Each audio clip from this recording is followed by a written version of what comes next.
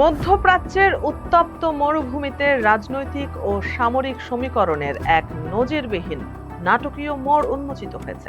ক্ষমতার দৃশ্যপটে তিন পরাশক্তির হাত মেলানো এবং তার পরপরই আকস্মিক রক্তক্ষয়ী আঘাত।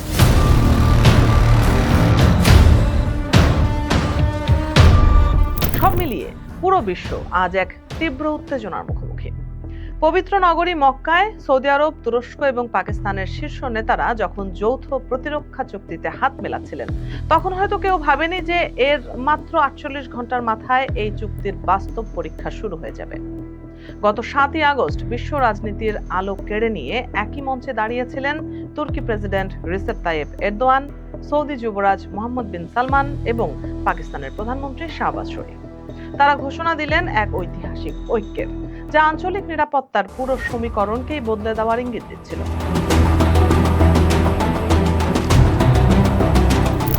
বিশ্লেষকদের একাংশ মুহূর্তের মধ্যেই এই চুক্তিকে ইসলামিক ন্যাটো নামে অভিহিত করতে শুরু করেন।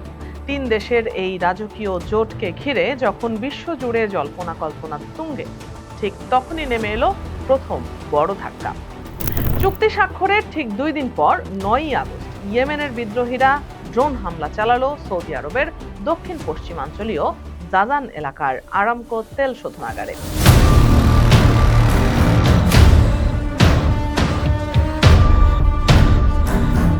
মুহূর্তের মধ্যে আগুনের লেলিহান শিখা আকাশ স্পর্শ করল, আর সেই আগুনের আলোতেই উঠে এলো এক মহাগুরুত্বপূর্ণ প্রশ্ন।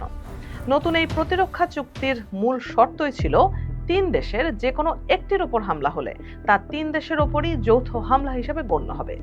তবে কি জাজানের আরামকো শোধনাগারে বিদ্রোহীদের এই ড্রোন আক্রমণকে এখন তুরস্ক ও পাকিস্তানের বিরুদ্ধেও সরাসরি যুদ্ধ ঘোষণা হিসেবে ধরে নেওয়া হবে? বাস্তবতার নির্মম সত্য হলো, কাগজে কলমে জোটটি যতটাই শক্তিশালী দেখাক না কেন, ন্যাটোর মতো কোনো স্থায়ী সেনা কমান্ড বা সমন্বিত গোয়েন্দা কাঠামো কিন্তু এখনো এখানে গড়ে ওঠেনি। জাজানের আগুনের তীব্রতার সামনে দাঁড়িয়ে রিয়াদ, আঙ্কারা ও ইসলামাবাদ, তিন রাজধানী যেন এক চরম ধোঁয়াশার মুখোমুখি দাঁড়িয়ে আছে। গত কয়েক বছরের রক্তক্ষয়ী ইতিহাস এই তিন রাষ্ট্রকে এক ছাতার নিচে আসতে বাধ্য করেছে। 2023 সাল থেকে শুরু হওয়া গাজা, লেবানন ও লোহিত সাগরের সংঘাত মধ্যপ্রাচ্যের নিরাপত্তার ভিতকে নাড়িয়ে দিয়েছিল। পরিস্থিতি আরো ভয়াবহ রূপ নেয় 2026 সালের 28 ফেব্রুয়ারি, যখন যুক্তরাষ্ট্র ও ইসরায়েল যৌথভাবে ইরানে আক্রমণ চালায়। ইরানের পাল্টা ড্রোন ও ক্ষেপণাস্ত্র হামলায় পুরো উপসাগরীয় অঞ্চলের তেল গ্যাস স্থাপনাগুলো চরম ঝুঁকির মুখে পড়ে যায়। এমনই এক আগ্নেয়গিরির ওপর দাঁড়িয়ে সৌদি আরব উপলব্ধি করে কেবল যুক্তরাষ্ট্রের ওপর নিরাপত্তা নির্ভরতা রাখা আর নিরাপদ নয়। তারা তাদের বিপুল অর্থ ও জ্বালানি প্রভাবকে বাজি ধরে নতুন বিশ্বস্ত অংশীদার খুঁজতে বাধ্য হয়। অন্যদিকে তুরস্ক এই জোটে যুক্ত হয়ে নিজেদের সামরিক ক্ষমতার এক বিশাল প্রদর্শন ঘটাতে চাইছে। ন্যাটোর অভিজ্ঞতা, বিশ্ববিখ্যাত ড্রোন প্রযুক্তি এবং নৌবাহিনীর শক্তি নিয়ে আঙ্কারা এখন মধ্যপ্রাচ্যের এক অপরাজেয় খেলোয়াড় হতে চায়। পাকিস্তানের গল্পটা অবশ্য একেবারেই ভিন্ন এবং কৌশলগত। অর্থনৈতিক সংকট কাটাতে এবং সামরিক প্রভাব খাটিয়ে মধ্যপ্রাচ্যের কাছ থেকে তহবিল ও কূটনৈতিক সমর্থন আদায় করাই ইসলামাবাদের মূল লক্ষ্য। সবচেয়ে চমকপ্রদ বিষয় হলো, এই জোটে পাকিস্তানি একমাত্র পারমাণবিক অস্ত্রধারী শক্তি।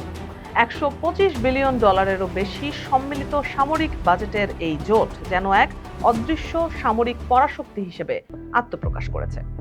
কিন্তু মুদ্রার অপর পিঠটি অত্যন্ত জটিল এবং ঝুঁকিপূর্ণ। চুক্তির কোথাও লেখা নেই যে সৌদি আরব বা তুরস্ক বিপদে পড়লে পাকিস্তান তার পারমাণবিক ছাতা ছড়িয়ে দেবে। জাজানের আঘাতের পর আসল প্রশ্নটি সামনে এসে দাঁড়িয়েছে।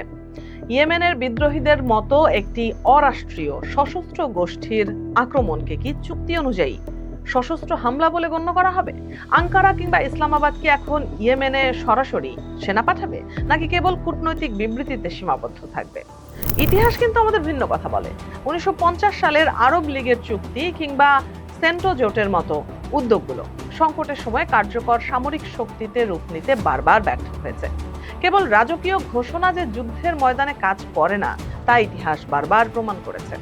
এই উত্তপ্ত ভূ রাজনীতির আঁচে হাজার হাজার মাইল দূরে থাকা বাংলাদেশের কপালেও এখন চিন্তার ভাঁজ।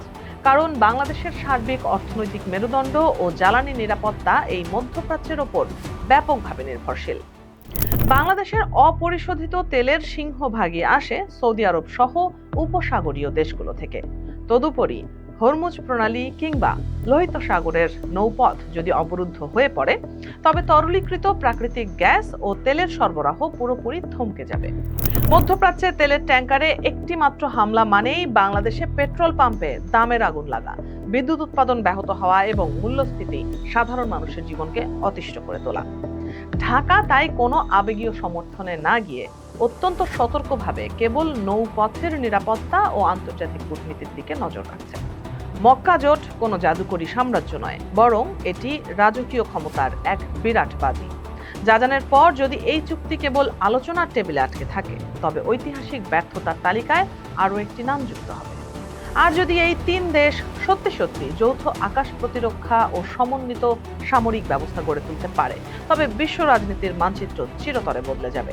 এখন দেখার বিষয়, প্রথম বড় ধাক্কা সামলে এই তিন পরাশক্তি কিভাবে তাদের অঙ্গীকার বজায় রাখে।